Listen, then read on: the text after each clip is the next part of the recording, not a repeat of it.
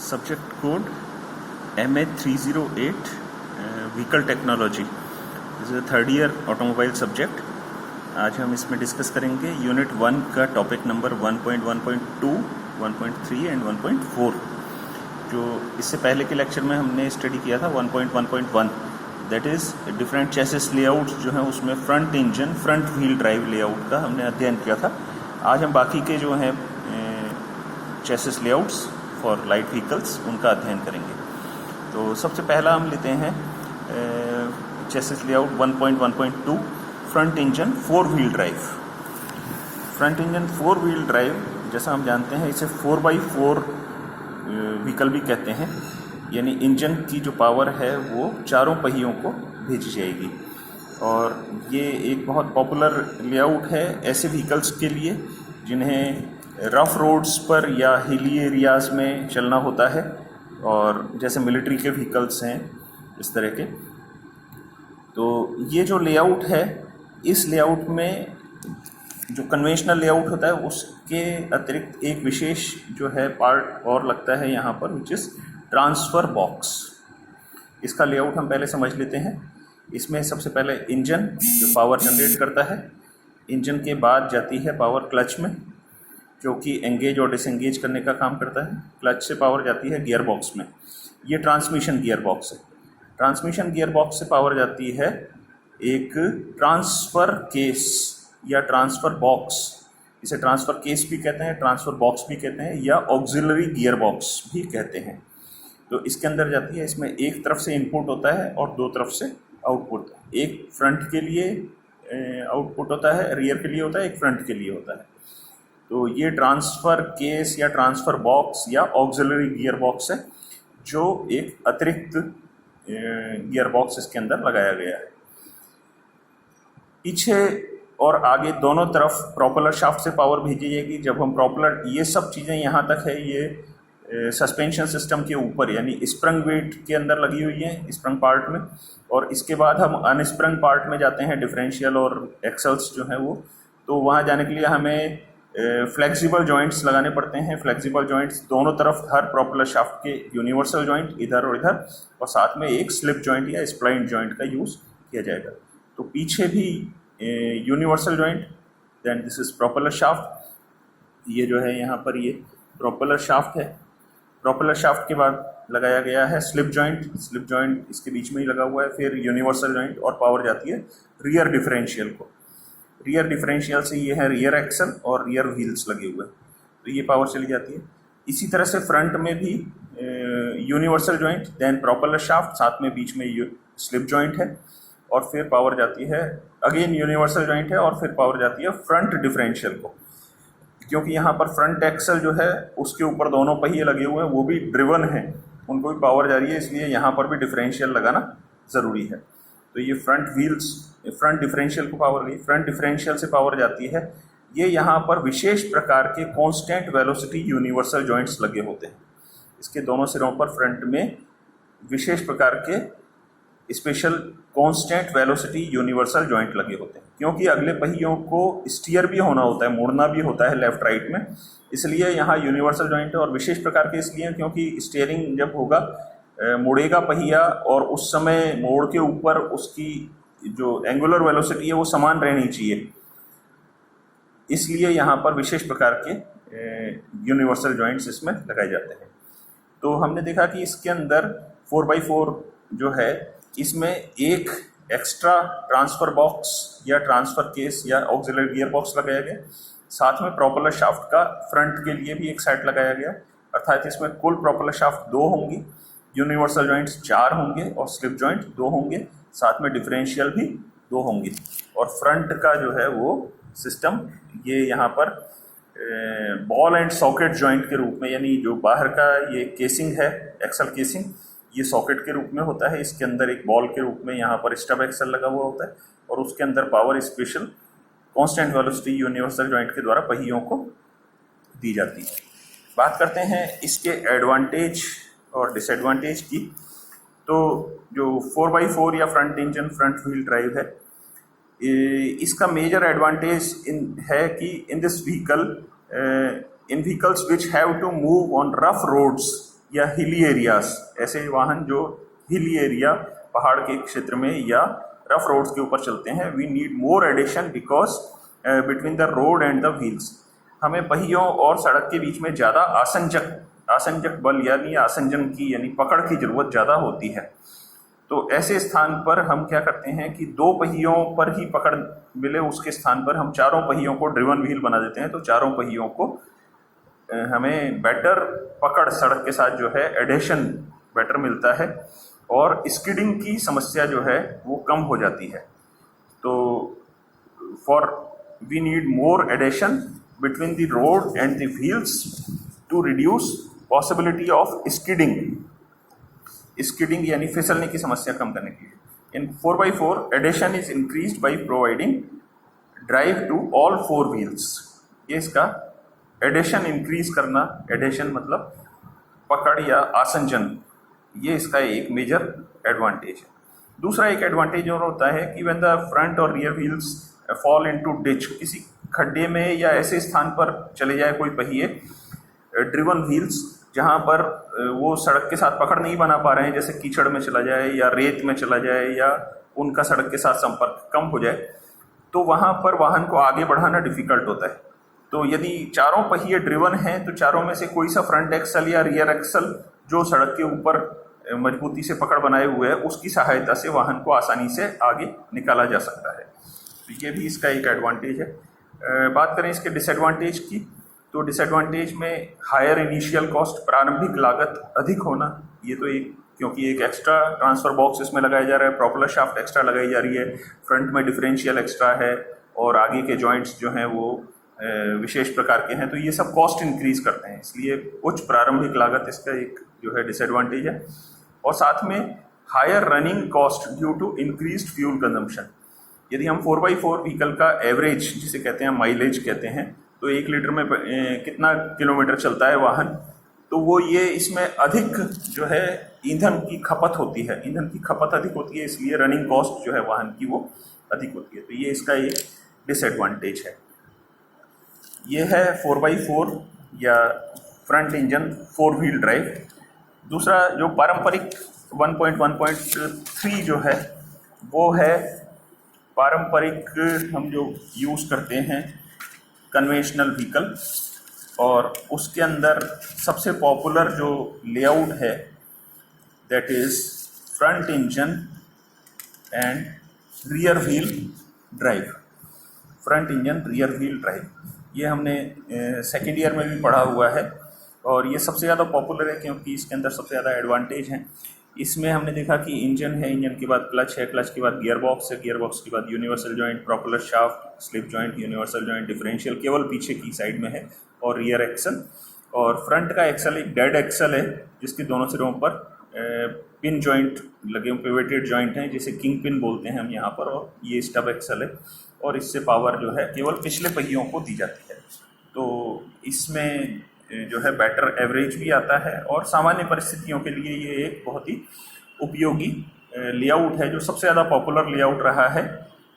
आजकल आधुनिक कारें जो हैं उसमें हमने जो फर्स्ट पढ़ा था front engine front wheel drive, वो ज़्यादा प्रयोग में लाया जा रहा है। तो ये है दूसरा 4x2। इसके बाद हम लेते हैं 1.1.4। 1.1.4 जो है लेआउट, ये भी एक लेआउट है और ये लेआउट है rear engine rear wheel drive, यानी पीछे इंजन है और पीछे के पहियों को ही चालन दिया जाए। तो ये भी लेआउट इतना ज़्यादा पॉपुलर नहीं है बट इसकी कुछ एडवांटेज हैं जिसके कारण इसका यूज़ किया जाता है। इसका एग्जांपल है जैसे वॉल्वो की जो बसें आती हैं लो फ्लोर बसेस, उसमें इंजन पीछे की साइड है। कुछ 3 व्हीलर आते हैं, क्रॉम्पटन ग्रिल्स का टेम्पो आता है, उसमें इंजन पीछे ही होता है और पीछे के पहियों को ही हम चालन देते हैं। तो इसमें हम लेआउट की बात करें तो लेआउट इसका थोड़ा कॉम्प्लिकेटेड है। इंजन से पावर गई क्लच में, क्लच से पावर उसके नीचे लगे हुए गियर बॉक्स के में जाती है, ये गियर बॉक्स है। गियर बॉक्स से पावर काउंटर शाफ्ट के द्वारा ही डिफरेंशियल में आती है, दिस इज डिफरेंशियल यूनिट, और डिफरेंशियल से यूनिवर्सल जॉइंट और कांस्टेंट वेलोसिटी शाफ्ट के द्वारा विशेष प्रकार के कांस्टेंट वेलोसिटी यूनिवर्सल जॉइंट और कांस्टेंट वेलोसिटी शाफ्ट के द्वारा पावर पिछले पहियों को दे दी जाती है। तो ये पूरा का पूरा सिस्टम पीछे रहता है, पर ड्राइवर की सीट क्योंकि आगे है तो इंजन के और ट्रांसमिशन सिस्टम के जो कंट्रोल्स हैं वो कंट्रोल आगे की ओर रखने होते हैं। तो ये इसके कुछ एडवांटेज और ये इसका वाहन का पिछला भाग है, ये अगला भाग है। तो अब हम बात करते हैं इसके एडवांटेज और डिसएडवांटेज की। एडवांटेज और डिसएडवांटेज की बात करें इसमें तो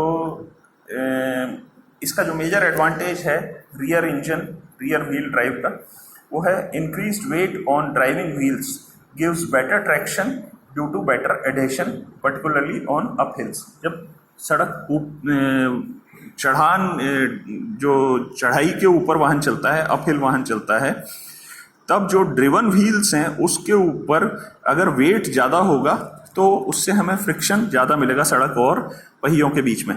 इससे क्या होगा कि हमें एडेशन यानी कि पकड़ ज़्यादा मजबूत मिलेगी।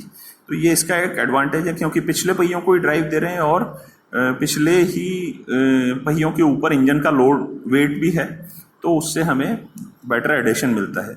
यही advantage front engine front wheel drive का भी हमें मिला था, क्योंकि अगले ही पहिए चालित हैं और अगले ही पहियों के ऊपर इंजन का लोड होता है। तो ये सेम एडवांटेज यहाँ रियर के ऊपर मिल रहा है। दूसरा है front axle construction is simplified which is used for steering only. हमने देखा कि आगे का जो एक्सल है वो उसे कोई पावर नहीं दी जा रही है और उस पर ना ही कोई इंजन का वेट है, वहाँ कोई इंजन वगैरह कंपार्टमेंट में नहीं है। ऐसी स्थिति में वो फ्रंट का जो एक्सल है उसकी कंस्ट्रक्शन बहुत सिंप्लीफाई हो जाती है, इसमें बहुत साधारण सरल संरचना हो जाती है अगले एक्सल की, क्योंकि अगले एक्सल को केवल और केवल स्टीयरिंग का कार्य ही इसमें करना होता है। अगला है advantage the absence of propeller shaft allows to decrease the chassis height. इसमें प्रोपेलर शाफ्ट होती ही नहीं है, क्योंकि पिछले पहियों को ही चालन देना है और पिछले ही पहियों पीछे की साइड ही इंजन है। तो इसलिए प्रोपेलर शाफ्ट की अनुपस्थिति जो है उसके कारण हम चेसिस की हाइट को जो है वो नीचे रख सकते हैं, डाउन रख सकते हैं। आपने देखा कि लो फ्लोर बसेस जो होती हैं, जो वॉल्वो की लो फ्लोर बस चलती हैं, उसके अंदर चेसिस की जो फ्लोर की हाइट है वो बहुत नीचे होती है, लगभग सड़क के संपर्क में रह के बहुत कम हाइट के ऊपर जो है फ्लोर होता है। ये एक एडवांटेज है। And front of the car can B design better from the point of view of stream lining. वाहन चलता है तो उसे हवा के प्रतिरोध का सामना करना पड़ता है, जिसके लिए वाहन को हम आगे से और उसका शेप एरोडायनेमिक शेप बनाते हैं ताकि स्ट्रीम लाइनिंग इफेक्ट हमें मिले। तो आगे हमारा कोई इंजन कंपार्टमेंट नहीं है, इसलिए हम फ्रंट की डिज़ाइन जो है वो बेटर कर सकते हैं। Then heat and noise are away from the passengers. Engine पीछे चला गया, ट्रांसमिशन पीछे है, तो शोर भी कम होगा आगे ड्राइवर कंपार्टमेंट और पैसेंजर्स जहाँ बैठते हैं वहाँ पर, और हीट यानी ऊष्मा भी कम उत्पन्न होगी। तो ये जो है एक बेटर सिचुएशन है, कंफर्टेबल सिचुएशन है, आरामदायक रहते हैं यात्री इसके अंदर, क्योंकि उन्हें बहुत ज़्यादा शोर भी नहीं सुनना पड़ता है और बहुत ज़्यादा ऊष्मा भी वहाँ पर उनके कंपार्टमेंट में नहीं आती है। साथ ही front of the car can be designed for better visibility. आगे जो है फ्रंट का ड्राइवर जो है जहाँ बैठता है वहाँ पर एक बहुत बड़ा कांच लगा करके, विंडशील्ड बड़ी लगा करके, और विजिबिलिटी यानी उसकी दृश्यता जो है उसको हम सुधार सकते हैं। अगर आगे पूरा बोनट आगे होता है तो उसमें ड्राइवर की विजिबिलिटी कम हो जाती है। ठीक है, तो ये भी एक इसका एडवांटेज है, दृश्यता इसमें बेहतर हमें मिलती है। देन एग्जॉस्ट सिस्टम और साइलेंसर इज शॉर्ट लेंथ। जो पीछे ही इंजन है और पीछे ही एग्जॉस्ट को हमें निकालना है, तो जो निकास प्रणाली है जली हुई गैसों की, वो उसके साथ लगने वाला साइलेंसर या कैटालिटिक कन्वर्टर और ये सब चीज़ें, ये काफ़ी कम लंबाई इनकी रहती है, तो वो साधारण जो है संरचना हो जाती है।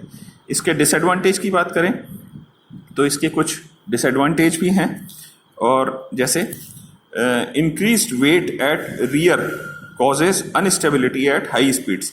उच्च गति पर जब वाहन चलता है तो पीछे अधिक भार होने के कारण वाहन में कंपन ज़्यादा होते हैं और वाहन अस्थिर होने की प्रवृत्ति रखता है। तो ये इसकी instability at high speeds due to increased weight at rear, ये इसका एक डिसएडवांटेज है। Then complicated linkage to operate engine, clutch and transmission.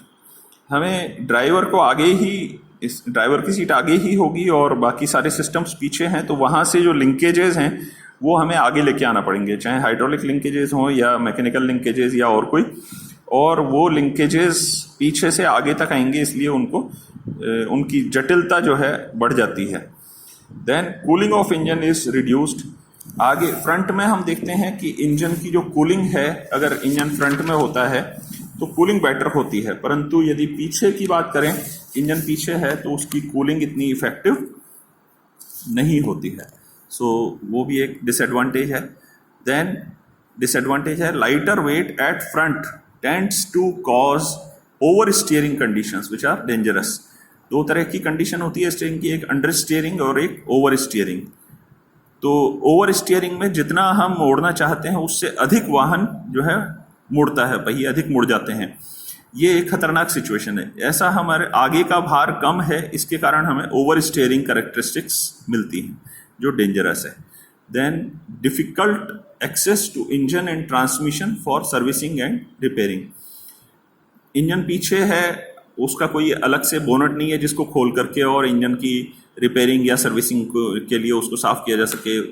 Access, वहाँ पर पहुँच जो है, एक्सेस का मतलब होता है पहुँच, तो वहाँ इंजन कंपार्टमेंट और ट्रांसमिशन कंपार्टमेंट तक पहुँच जो है वो कठिन होती है और इस कारण सर्विसिंग या रिपेयर उसकी एक कठिन होती है। और then fuel tank has to be placed at front. इसमें जो है इंजन पीछे है, इसलिए हमें फ्यूल टैंक को इंजन से दूर रखना होता है। हमने देखा कि जब इंजन आगे होता है तो फ्यूल टैंक हम पीछे रखते हैं। ऐसा किस लिए रखते हैं? ताकि कभी टक्कर हो, कोलिजन हो, तो उस केस में फ्यूल टैंक बस्ट होकर के और उसके कारण आग लगने की संभावना को हम कम कर सकें। तो जब इंजन पीछे है तो हमें फ्यूल टैंक आगे रखना पड़ेगा, और फ्यूल टैंक आगे रखने के कारण यदि टक्कर होती है तो वो वहाँ पर डेंजरस सिचुएशन होती है, क्योंकि आगे टक्कर जनरली आगे से भी होती हैं, और उस केस में फ्यूल टैंक अगर फ्रंट में है और बस्ट हो गया तो वो एक डेंजरस या खतरनाक सिचुएशन होती है। तो ये इसके कुछ डिसएडवांटेज हैं। तो ये हमने फर्स्ट यूनिट का जो पार्ट था लाइट व्हीकल्स के लेआउट्स, डिफरेंट लेआउट्स, वो हमने स्टडी किए। अब हम इसके अगले लेक्चर में इसका नेक्स्ट पार्ट जो है हैवी व्हीकल्स के लेआउट्स, जो है कमर्शियल व्हीकल्स के लेआउट्स, वो स्टडी करेंगे। धन्यवाद।